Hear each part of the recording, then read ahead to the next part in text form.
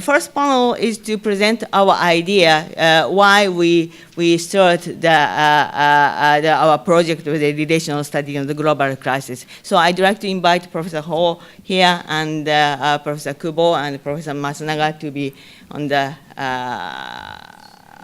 at the table.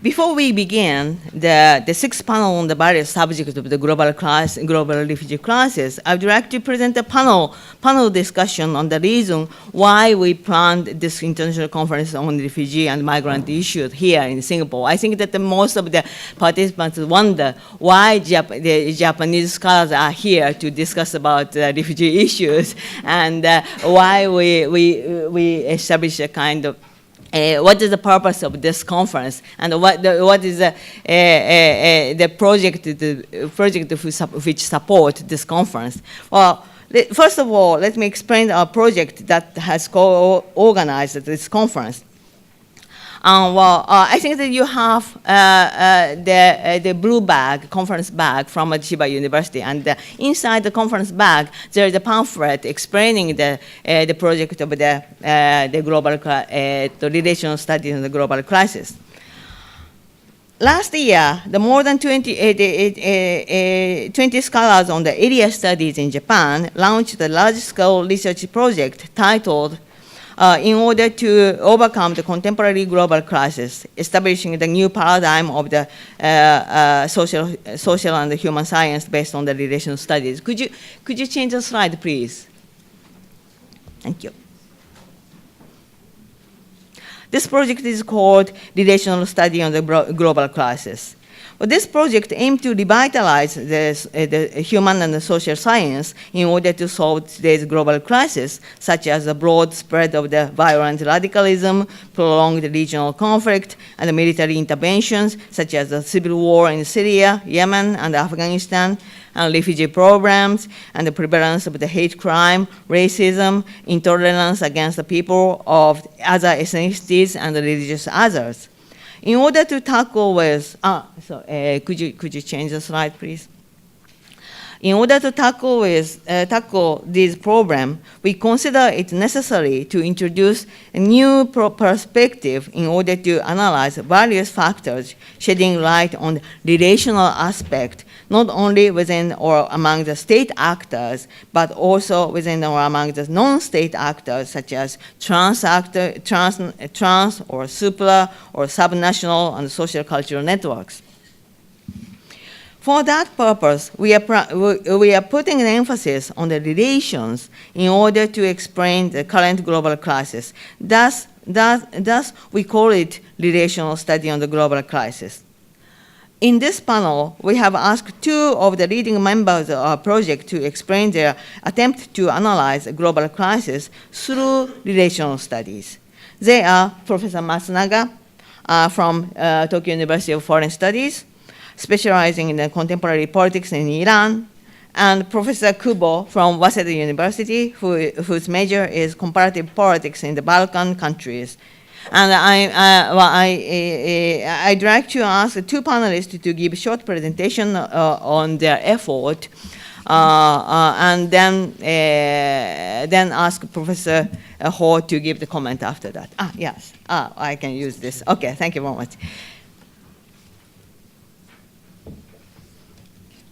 Yes. Yeah. Okay, first of all, yes, let me explain about the idea of relational studies on the global crisis. As a scholar on the international relations, I feel a limitation in analyzing the current global situation by focusing only on the state actors.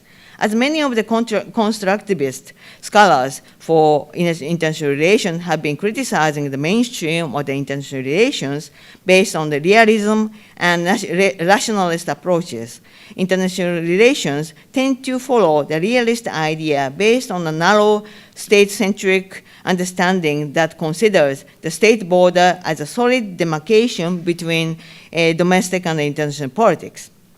Sociologists also argue that the idea of agency of actors can also be reconceptualized, which is commonly identified with the self-actional notion of the human will. More than a quarter century ago, Emanuel Wallerstein warned that it is futile to analyze the process of the societal development of our multiple societies as if they are autonomous, internally evolving structures. So the first purpose of our project is to deconstruct the actors. To deconstruct the actors, and any unit that is considered to be the autonomous realm of the human agency for the better understanding of the current global crisis. Once we shift our eyes from the actors as a driving force of the global politics, what should we focus on? We understand that the future of the current global crisis is an unprecedented pattern of the conflict, crashes, and cross-border social and political networks that synchronize, interact, interrelate in the 21st century. International relation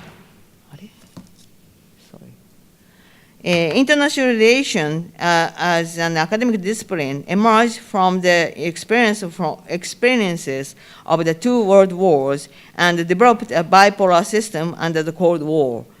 Worldwide crises in the 20th century were caused as a result of the transformation in the relation among the nation states. That means it was a century of the international or interstate relations. On the other hand, we need a new academic paradigm to understand the new global crisis of the 21st century, and it should not be international or interstate, but cope with a network of the numerous crisscrossing relationship. We understand that the global crises are the products of the web of the interconnections and occur as a result of the transformation of these relations rather than due to the actors' essential qualities. Furthermore, actors can be understood as a collection of the various networks which can be understood which can be understood as elastic and changeable in a different context. The problem here is that the web of numerous crisscrossing relations is too complicated to be analyzed.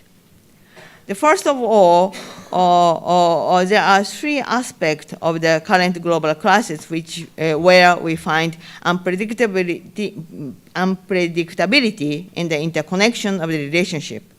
The first is the horizontal width of the synchronicity of the mutual influence, correlating together various political and social movements in the broader area. The impact of the mobility of the Syrian refugee is one of the examples written here. I'm sorry, it is very small and it is very difficult to read. But anyway, this is a kind of the map that how the Syrian, the civil war in Syria, impact of the Syrian, the civil war in Syria affected the people's mobility in and out of the state border, transforming the relation not only in the region but also between the Middle East and Europe, but which brought about the rise of the populism and the anti-migrant political tendency in the West. The second point is to be noticed is the interaction and the interdependence among the society on the various scales, from the micro level to the macro level. For example, local conflict over the exploitation of the landowner in the southern Iraq sowed the seed for the sectarian discrimination in Iraq, which was then linked with the rise of the regional power of Iran to stimulate the power struggle between Iran and the Arab Gulf state, which we are witnessing, and which has developed into the wider perception of the sectarian conflict in the Middle East as a source of so-called New Cold War, involving the great powers such as Russia and the United States. The third aspect is the polarization and the radicalization of the framing of the network of the movement. Ideological difference is less crucial in the intolerance towards the other than the incompatibility between the principalism and the pluralism. So these new phenomena of the unpredictable expansion of the global crisis cannot be explained simply by unilinear causal relation among the existing actors, but rather complicated by their reciprocal interactions in the widespread co-relationship network. Relations are not linear, but loop-type interaction structures among the subject and the object. This means that the subject and the object cannot be separated from one another in the looped relationship. Moreover, perception regarding the relations cannot be the same for all those concerned. This means that the subject does not share the same perception with the object concerning the relation or with outsider observers. How then should we analyze the complex web of the interrelatedness in the global society, which as a result causes a global crisis? Our stance is to see the complexity of the relation in the certain events, where the various relations meet each other, cross, interrelate, and synchronize as if these events were the conjunction of the relationship. And what are the events? Well, the first category is a conflict, military attack, or crashes, or the socioeconomic tensions. And the second category are the revolutions and political and the social movement and institutional changes.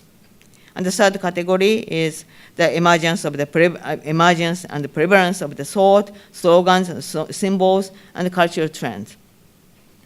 In this sense, refugees and migrant issues are the best case studies for grasping the interconnectedness of the various relations from the micro level to the macro level in the global society, because the problem with the mobile people cannot be ascribed to themselves, but are due to the subsystem of the increasingly global economic and political system. Here I show the case of the Iraqi forced migrant, because I'm specialized on the Iraqi politics. It is obvious that the Iraqis who were forced to leave Iraq in the 90s were not only caused by the domestic factors, such as oppression and the discrimination under the authoritarian regime, but also imposed, but also by the international factors, such as the Iran-Iraq war, and the Gulf War, and sanctions imposed by the United Nations. Some of them established a new relation with the political figures in the host country, which developed into the establishment of the new political alliance, such as with Iran, or with United Kingdom, or with the United States, that brought another conflict, such as the Iraqi war. After 2003, these were joined by the other type of the forced migrant, mainly motivated by the political rivalry between the supporters of the previous regime and the post-war regime, or between US or central government and local socio-political agencies, or between Islamic radicals and the secularists, and among the various ethnic and sect-based communities claiming their right to under the post-war regime. Among them, there were Abu Bakr al-Baghdadi and other member of the Islamic State who introduced a new conflict to cause another kind of the refugees based on the religious and sectarian privileges. Thus, transformation of the pattern of the Iraqi refugees not only reflects the nature of the conflict, but also influenced the structure of the political libraries, both in domestic, regional, and international level. Moreover, cleavages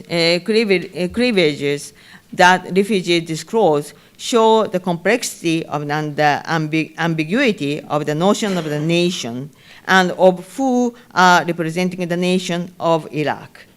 The story of the refugee or migrant is not simply the issue of those who are deprived of their livelihood, but concerned how they perceived the right to stay in their homeland and how the people set the border around their community during the conflict.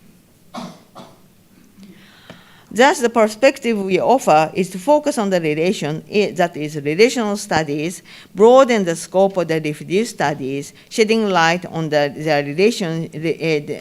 influence in various levels of the network, from micro level to the macro level of the relations, considering that the mobile people mirror the intertwined and complicated situation of the contemporary globalized world.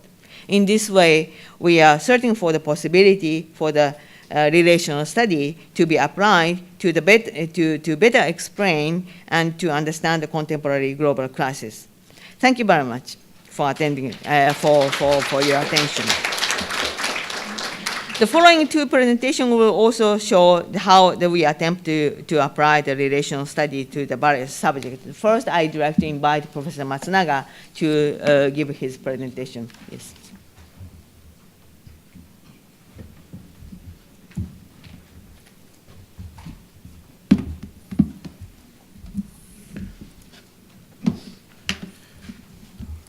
Good morning. Thank you, Professor Sakai. Thank you for the organizers and participants for coming this morning. As my colleague, Professor Sakai, mentioned, we are in the middle of the 5-year Japanese government-funded research project titled Relational Studies on Global Crisis. We are in the middle of the 2nd year, and then each of us have different ideas about what relational studies on global crisis are. So she just presented her ideas. I'm going to present my ideas. My colleague, Professor Kubo, will present his ideas. And then one purpose is to get the feedback so we could have better idea of what these relational studies supposed to be, should be.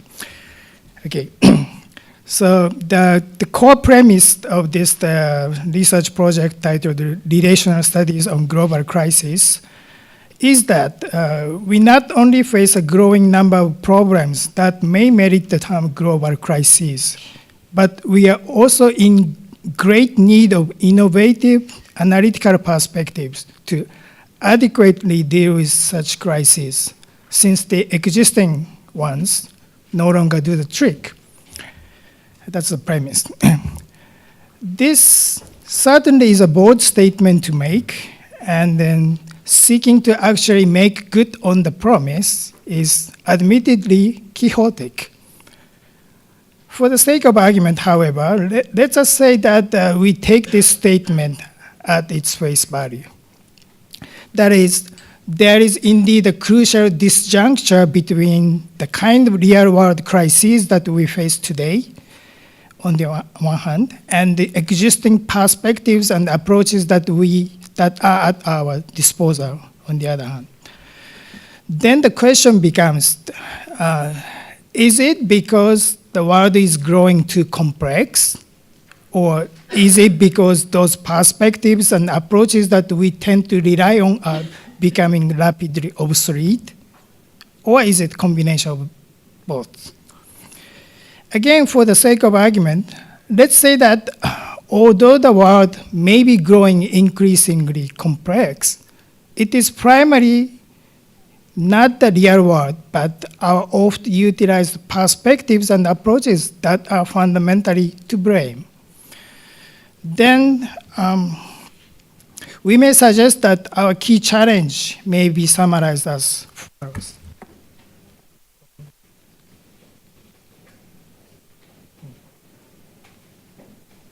This is Professor Sakai's slide, I guess. Here. Okay.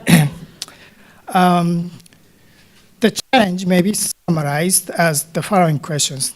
How can we adequately deal with analytical challenges stemming from A, dynamisms, B, complexities, C, unexpected transfigurations coupled with underlying deeper continuities, D, changing structural regularities understood as constraints and opportunities, and E, developing systemic or global effects. That is, instead of alleging that we have problems that are essentially novel or uniquely new in nature or manifestation, which we may, at least in part, I am betting on the alternative suggestion that the world may have been always complex, but that we have more or less pretended that it was not. Again, for the sake of argument, suppose this happened to be the main challenge, then what do we do? As you may have suspected it already, my proposed solution is not entirely novel or uniquely new either.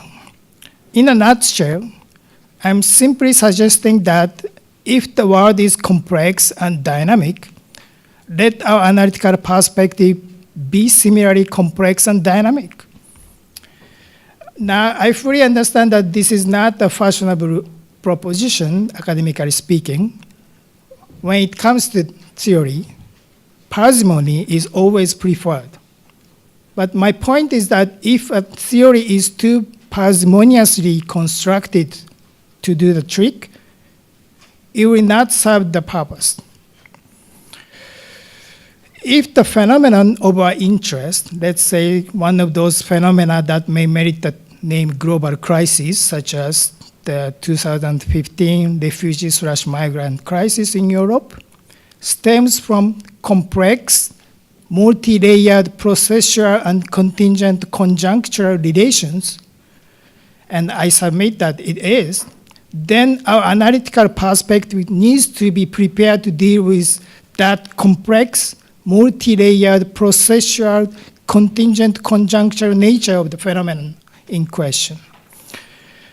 That is, instead of aiming for a parsimonious theory, we may need a theory or analytical approach that uncovers underlying conjunctural complexities. Hence the title of this short presentation.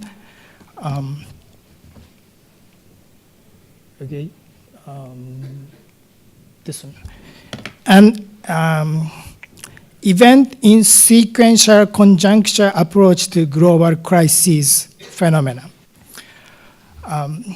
Drawing on those sociologists who insist on making temporality and processual nature of causality integral to explanation, most notably British sociologist Philip Abrams, American historian William Sewell Jr., and American sociologist Andrew Abbott, I propose to approach the phenomenon of our interest not as a case, as in case study, but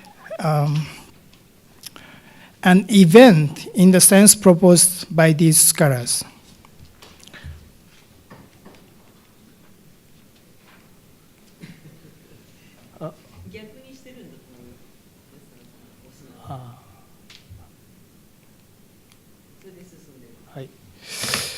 Sorry.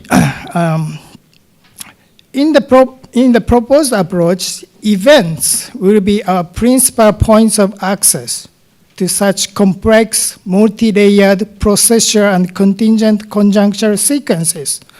Here, by conjuncture, I mean crossing of two or more sequential paths. By contingent, I mean that something is not logically necessary to happen, but it so happens that it takes place in a particular way.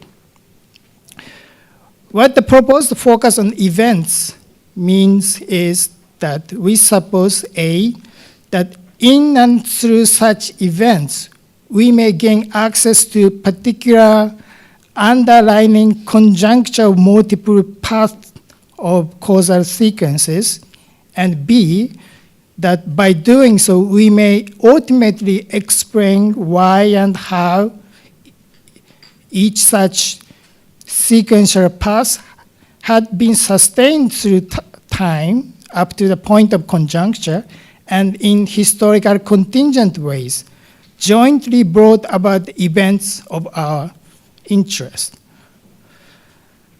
Now, in order to illustrate how an event in sequential conjuncture approach may actually be useful, let me now turn to a brief discussion of one concrete example of event.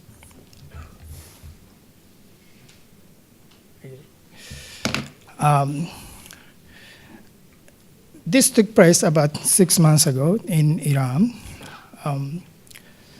At about 10:30 a.m. on Wednesday, June 7th, 2017, 3 men armed with AK-47s and handguns arrived at the visitors' entrance of Iran's parliamentary compound, located in the Baharestan Square in downtown Tehran, and started shooting their way into the administrative building containing parliamentary deputies' individual offices. 10 minutes later, 2 separate men armed with explosives arrived in the mausoleum, which is tomb, of Iran's late revolutionary leader Ayatollah Ruhollah Khomeini, about 15 kilometers to the south, but still inside Tehran. The 2 men who arrived at the shrine tried to enter the shrine compound by shooting their way inside, but they are stopped by the security guards. One of them blew himself up, the other was shot to death. Meanwhile, these 3 men who entered the administrative building of the Iranian parliament never made it to the parliament's main building, where an official session was in progress on that particular morning. The armed men got themselves cornered on the 4th floor of the administrative side of the building, and one of them blew himself up. 2.5 hours later, when the parliamentary session adjourned, a team of the special forces of the Iran's Islamic Revolutionary Guard ground force moved in, and within an hour, the 2 remaining gunmen were shot to death. No parliamentary deputies, no government officials was killed. 17 civilians, mostly visitors who had come to see their local representatives, and some parliamentary aides were killed in the process. 52 more were injured. Indiscriminate acts of violence against unarmed civilians, or so-called terrorist attacks, were unheard of in Iran, actually, probably surprisingly. All the neighboring countries, it happens like almost weekly basis, but not in Iran. Acts of terrorist attacks were unheard of in Iran. Of course, there have been scores of targeted politically motivated assassinations and bomb attacks against prominent regime politicians and government officials, religious leaders, and military commanders in Iran since its 1979 revolution.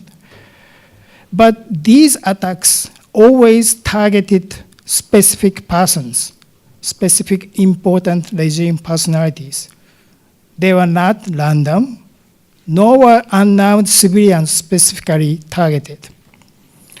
So this was a new, or the first time ever, terrorist attacks in Iran. The June 2017 attacks in Tehran stood out also in terms of the targets chosen. The parliament is moderately important, but not so much as compared to other more crucial state institutions in Iran, such as the Supreme Leader's Office, Presidency, or the headquarters of the armed forces. There was no important speech or proceeding planned on that particular day in the parliament. Also, the shrine of Ayatollah Khomeini occasionally hosts nationally important ceremonies. In fact, only 3 days earlier, Iran's Supreme Leader Ayatollah Khamenei was at the shrine giving his annual commemorative speech on the occasion of the passing of the late leader. But nothing was happening on this particular June 7th. In fact, neither the choice of the targets nor the timing made sense from a strategic point of view. Who would have wanted to attack these places on this particular day in those manners? What could have possibly been achieved?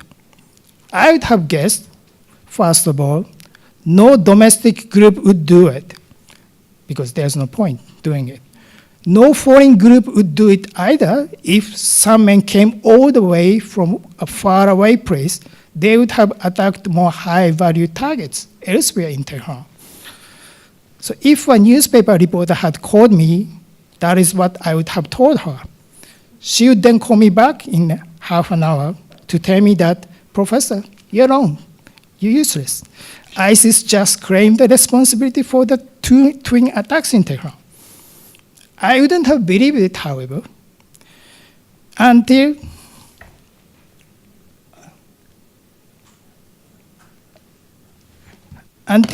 this is the statement.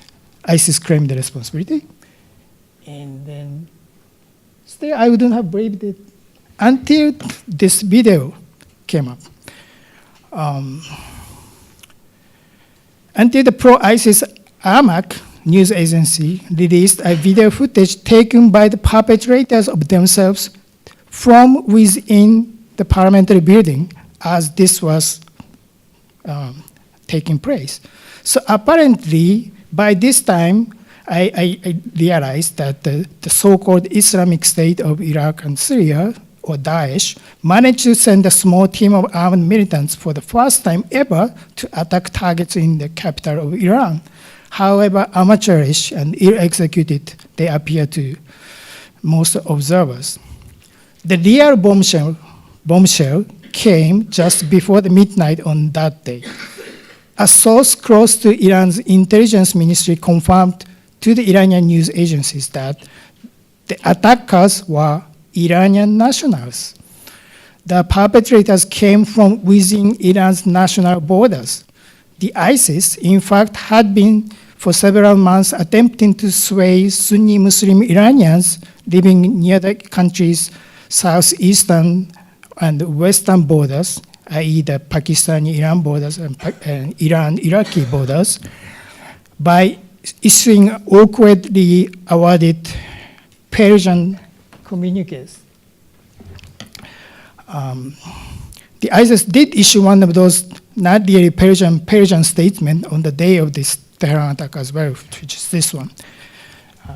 If you can read it, it's so weird. I mean, can't believe it, this is Persian. Anyway, then on the following morning, the pro-ISIS Amaq news agency released the video footage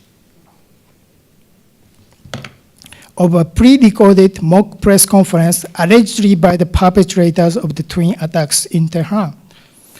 Watching this video on the next morning was my aha moment. Everything suddenly started to make sense.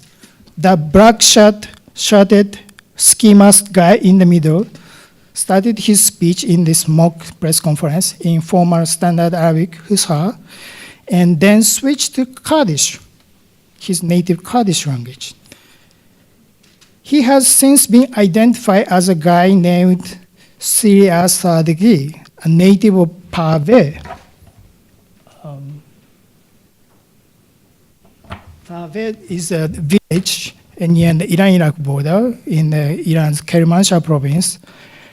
Most of the attackers are now said to have come from this border area where the Iran's Kurdish minority mostly live, although the Iranian authorities have been extra careful not to let it framed as an ethnic-related issue. My point is the following. The fact that attackers came from this Kurdish area near the Iran-Iraq border suggests that despite an apparent affiliation of the ISIS, the causal backgrounds of this event were most likely quite complex.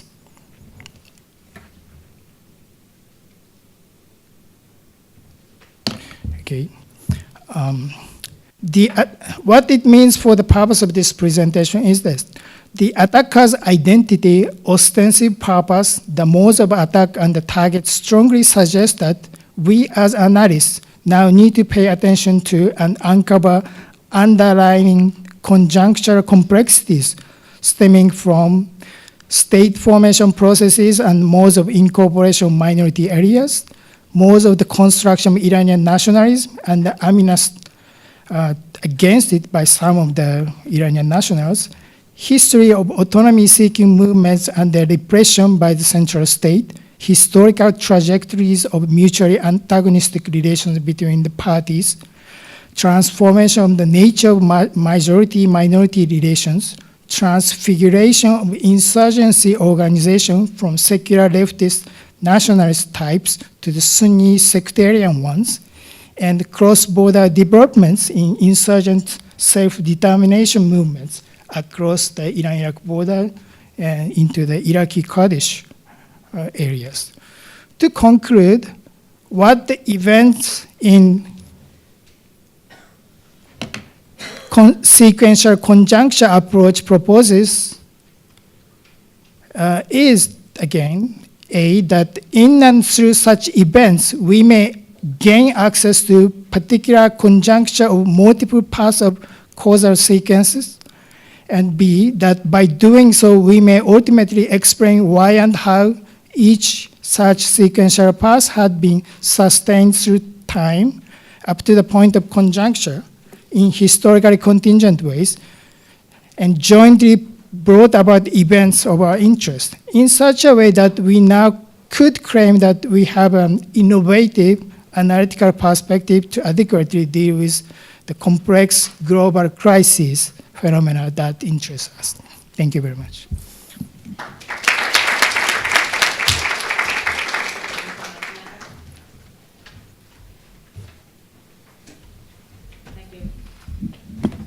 Thank you, Professor Matsunaga. Well, I'd like to invite the third speaker, Professor Keiichi Kubo from Waseda University.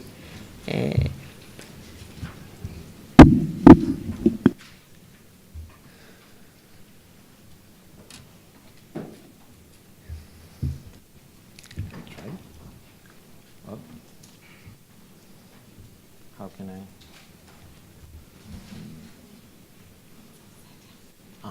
Thank you.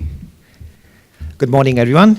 Let me first express my gratitude for Professor Ho and the Middle East Institute for hosting this beautiful conference. The logistics is very nice, and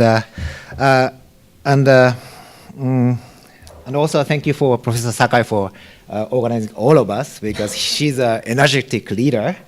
So I'm really impressed by her leadership.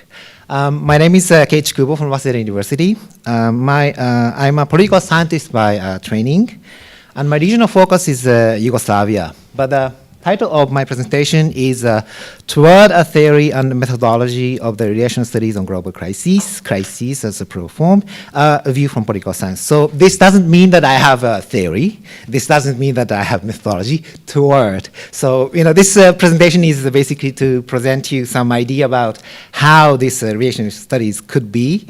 So as Professor Matsunaga said, we are currently at the stage of conceptualizing this new discipline called relational studies. So our idea is to try the idea of this relational studies with you guys in the wider audience, so that we can refine, polish what our idea of the relational studies.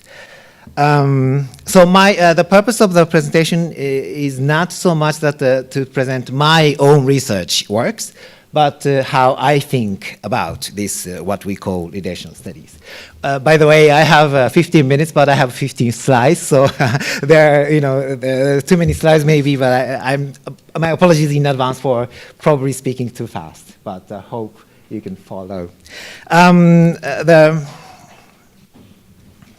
Sorry, my Mac doesn't respond. Anyway, at the beginning, I want to explain why we propose this relational studies on global crises. This is a quote from Professor Sakai's statement submitted also for the Ministry of Studies, Science. So in order to understand modern global society, we have to analyze not only subject itself, but also relationships within the subject and the relationships among various levels and scales in relation to each other. So, and it is necessary to look at the changes in relationships and their interrelatedness. So, in a nutshell, the basic idea of this, what we call relational studies on global crises, is that we should treat relationships as the main focus, not so much the subject. If that's the case, if we say that the relationship is the focus for the discipline, we have to define the relationship first. So what is the relationship? If we think about the humans, if we are alone, we cannot make any relationship. Relationship emerge only when we have more than two people, right? So I think more generalized, generally, the relationship could be conceptualized as having two components, that is nodes and edges. So these are two nodes, and when there are more than two nodes, there is edges that connect the nodes. And this is basically taken from the graph theory, where the theories applied can be analyzed mathematically and also applied quite substantially to many disciplines such as sociology. If we think about what can be nodes and what can be edges, we can think about many disciplines. For example, if we think about traditional IR, nodes could be sovereign states. And then edges, we think about warfare, alliances, or state recognition between countries. So these are the edges that we analyze in traditional IR. If it's sociology, it's probably humans or groups, and then edges could be either friendship or communication and so on. If we study commerce, the nodes could be companies, and the edges could be, for example, trading relations and amount and quantity of goods and things like that. So if we expand these nodes and edges in a more substantially, we can, for example, draw this kind of graph where we can we can capture the relationships. Then we want to analyze relationships in global crises. So in this relation studies in global crises, what could be nodes and what could be edges? That should be kind of defined as a basis of the discipline. The key characteristic, I think, is, as Professor Natsunaga said, nodes can be various subjects at different levels and scales, such as individuals, groups, organizations, states, and regions. And one crucial, I think, characteristic of this global crisis is that relationship can be nested. So within one collective subject or node, there can be plural subjects and the relationships. So there's multiple scales and layers where relationships can be found at each level. And the subjects at the different levels and scales can be connected directly, whether this is about warfare, for example, warfare between the rebel groups and the government and the IS. It's not just warfare between two regular armies under the control of the states, right? So this, the different levels and subjects at different levels and scales can be connected directly. It's not just warfare, but also assistance and communications, things like that. Another characteristic, I think, is the subjects can change vastly, not only in terms of their attitudes and behavior, but also in terms of their very existence or absence, and group size changes, boundary changes. So this is what Professor Natsunaga said about this complex nature of the relations in global crises. So this is a kind of schematic presentation of what can be, I think, the characteristic of the relation studies. Actually, this first three are taken from my colleague who, in our discussion about how we can present our relational studies. So I took his idea, but because he couldn't come. But the last two, sorry, this is not shown, but here I meant the nature of subjects. So, in the traditional IR, it was about, the discipline was created after the old crisis of the two world wars, and the origin was Europe. The nature of the relations is the relations between sovereign states. And the corollary was that the nature of subject was we can assume that the subjects are fairly stable. So, of course, states sometimes emerge, but generally speaking, we can assume that there is a continuity and a clear decision-making body in the sovereign state. Whereas when it comes to relational studies, where we want to analyze this new crisis of the regional conflicts, refugee crisis, and pandemics, and so on, origins may not necessarily be Middle East or Asia, but the characteristic is that the relations can be found at various levels and scales, and the subjects are very unstable. So discontinuity and fluidity and lack of clear decision-making body is the key characteristic of the subject that we try to analyze. Then, what's the why do we need a new discipline? At least from the political scientist point of view, if we want to analyze this kind of phenomenon, the standard theories and methods face serious limitations. For example, in political science, it's quite popular to run the quantitative analysis, but this usual quantitative analysis, by which I mean the regression and things like that, we cannot apply this kind of methods because that assumes the unit homogeneity and generalizability across units of analysis. But the characteristic of what we want to analyze is this continuity and fluidity of subjects and relations at various levels and scales. Also, this rational choice models analyze the interactions between the governments, whether they go into the war or not, for example. We often apply rational choice models, but that also, I think, is very difficult to apply because that assumes the existence of the clear decision-making person or body within collective actors, whereas what we want to analyze is characterized by the lack of clear decision-making body within groups and the probably lot of emotions and images and perceptions for group behavior is quite significant. So, if that's the case, what can be or should be done? That's the most difficult part. But if we cannot define this part, we cannot say that this is a discipline. So here's just two ideas about what could be done as a kind of relatively new. Of course, it's not entirely novel, but maybe we can say these two could be treated as a key methodology that we can apply in this kind of analysis. Now, this the selection is based on the what I think is the problem of the existing discipline. So, if the key challenge is to empirically capture fluid groups, the attitude and behaviors and relations between various subjects that are all rapidly changing. So then maybe quantitatively we can maybe apply this analysis to the big data where it has a significant advantage in capturing this fluid movements and actions and so on. So here, I'm not against quantitative analysis, but quantitative analysis, large analysis, not so much to make causal inference, but rather to empirically describe subjects and their relations and their changes.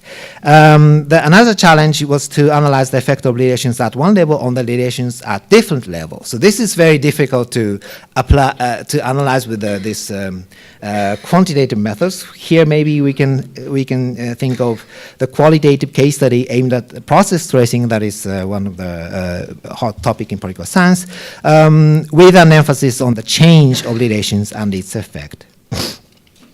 So what I want to do now is to show you some idea about what I'm doing as a applier of these methodologies. Example one is the usage of big text data, where as a part of this project, I'm doing a quantitative analysis of the text data to capture relationship between words, names, and concepts in the discourse of actors and their change over time. What I'm doing is an automated collection of the Serbian newspaper articles from different sources for the relatively long period, and analyze the issues and concepts such as Kosovo and corruption, and then to see how they change over time or change across periods under different governments, or any difference between pre-election and post-election time. So when relations between actors change, how the discourse change, that's my key interest. This is just an example of this one of the output. This is called word cloud, and here is this is the word cloud of the newspaper articles, about 20,000 articles. So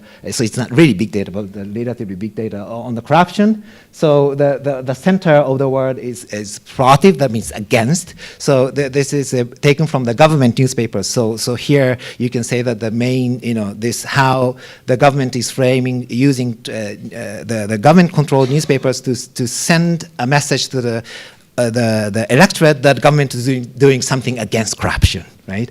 And then this is the newspaper articles on Kosovo. And the center of the word is Serbia. This is Serbia. So there's a famous slogan of the Serbian government is Kosovo is Serbia. So Kosovo is Serbia. So actually this can be seen from the text analysis that even when they report on Kosovo, which is predominantly Albanian, the word Albanian doesn't appear, almost nowhere. You can see somewhere there, relatively small. But so by doing this kind of analysis, I think we can have better methods to see the capture the relationship, which is changing rapidly. Although here I don't show much change, but anyway. Example two is the case study of the process tracing. So this is where based on what I've been doing in the past 10 years. Just to give you an idea what I mean by this. So when you analyze the conflict, especially where the two ethnic groups are fighting each other, typical understanding is that this conflict as inter-ethnic relations between Serbs as a majority and Albanians as a minority, and conflict as a result of the worsening of the inter-ethnic relations. But based on my this fieldwork and data collection and interviews and so on, what actually matters, I think at least, is the intra-ethnic relations within Serbs, and also inter-ethnic relations within Albanians, and international relations between the West and the Serbia. So typically, if you frame the conflict as two, subjects fighting, against each other, but actually within the group you see, the many groups that are against, and also within Albanians you have this at least two groups in fighting each other. This is still too simplified, but anyway. So here's a causal change of the relations at the different levels and scales. I don't have time to go into the details of the evolution, but basically my point is that when the relationship, when you observe inter-ethnic relations change, Actually, this is rather caused by the intra-ethnic relations within Serbs that motivates the actor to do something, and then basically that made an evolution. Basically, my idea is that this dictator Milosevic was starting this military crackdown of the small armed group in Kosovo called KLA, but this was not so much because it was a threat, but because actually Milosevic was losing popularity. And so inter-ethnic relations change. And in order to regain support from the Serbs, he manipulated inter-ethnic relations. And actually, he succeeded in it. But the consequence was that then the violence escalated. And in the end, the US intervened. So you cannot see here. Sorry, this is not, the shape is a little bit broken, but basically this, so inter-ethnic relations change, that affects inter-ethnic relations change, and so on.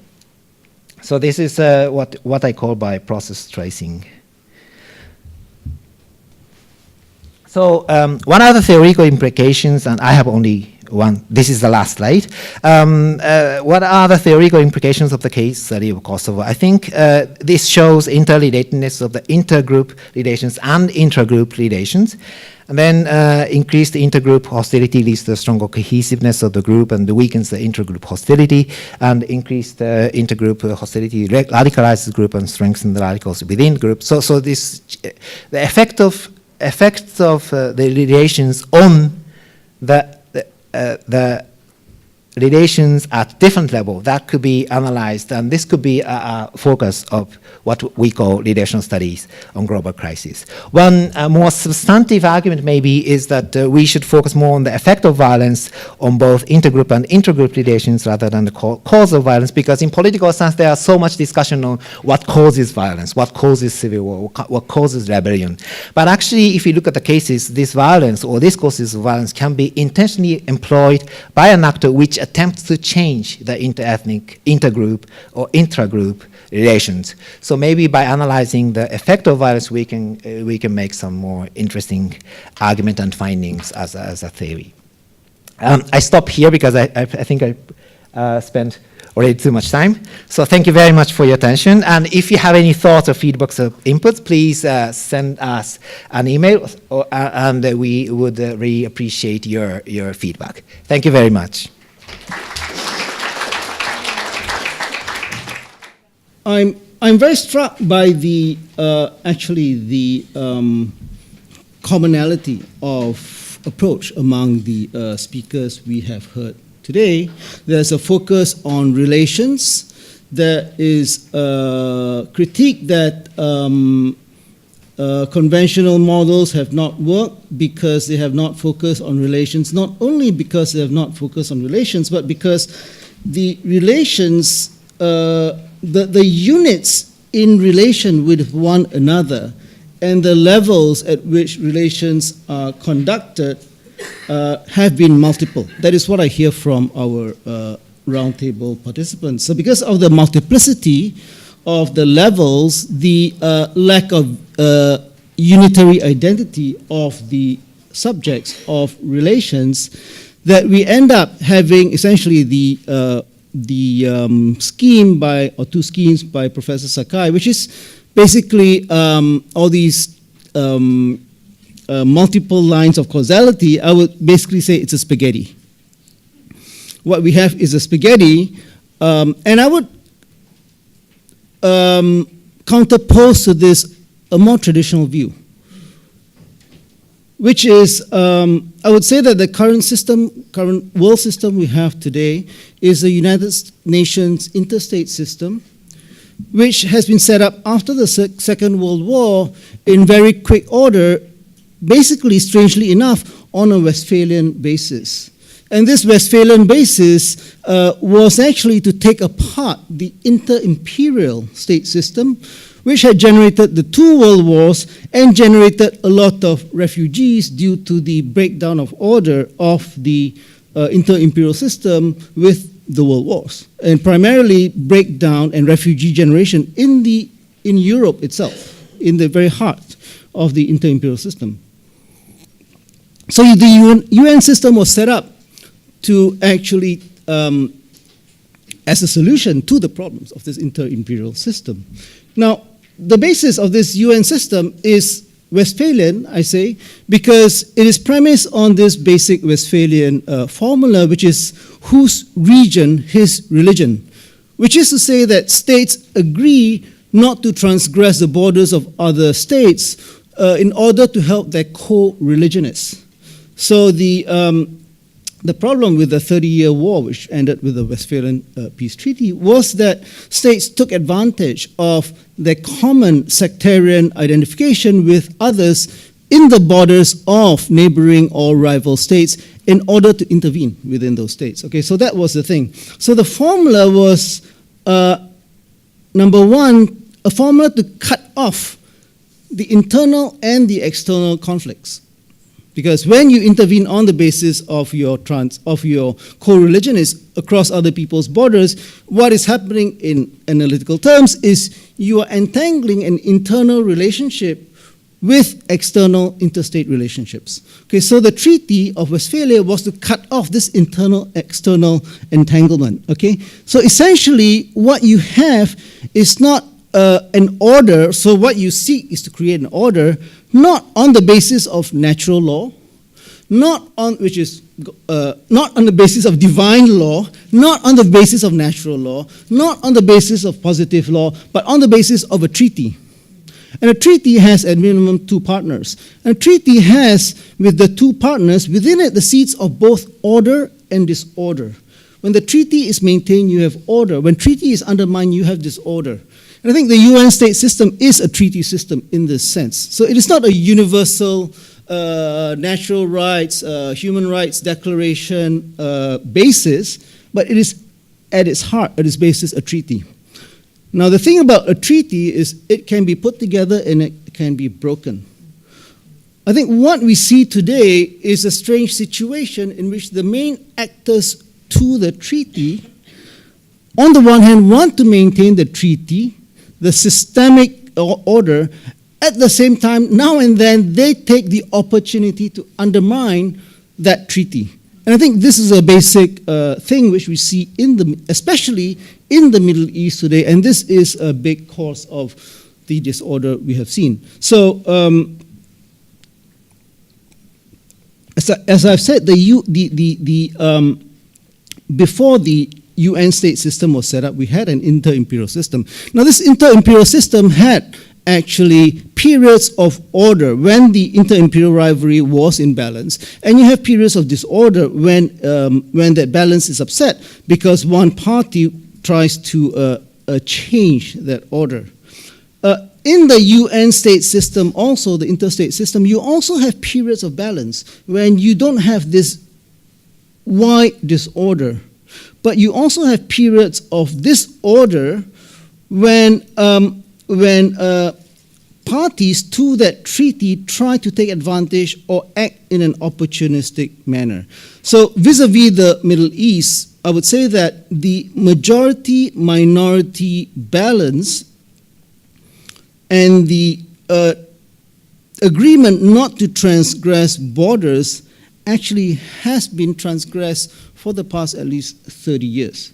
So the transgression of the Westphalian system actually has been a norm in the Middle East. I would date it from the 1979 the Iranian Revolution, when we see what happens is that once you have that revolution, the establishment of a wilayat al-faqih as a let's say, on a religious basis, you have the Iran-Iraq war, you have the Saudi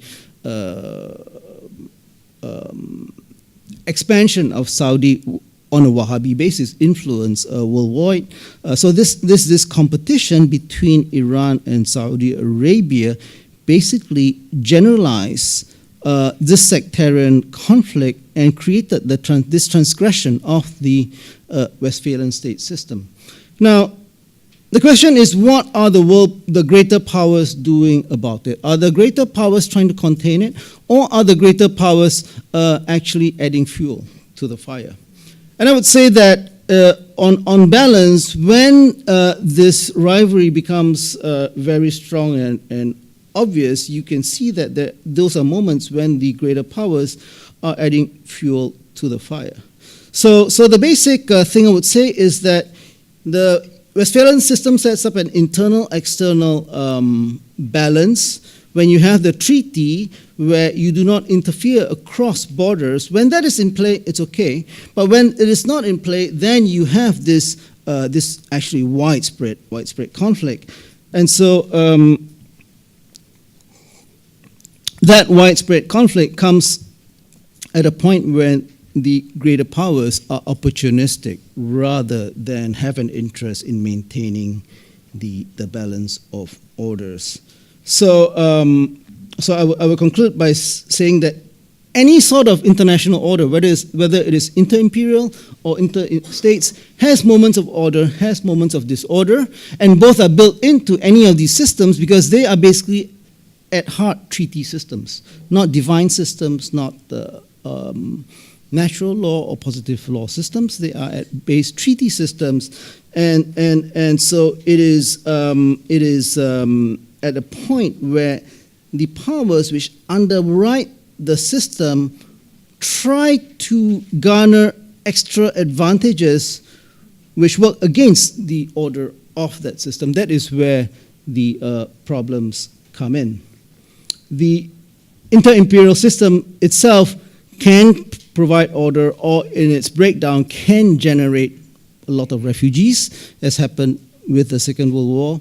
The UN system itself can maintain order, but that order can break down and generate refugees, as we've seen in the past few years, when it breaks down. And that order, the borders of states are more like eggshells, which are actually quite easily broken. And for long periods, they're not broken precisely because the treaty is in place. If the treaty is not in place, then they're easily broken. So I would add this sort of, not quite structural, but treaty view to the discussion. Thank you.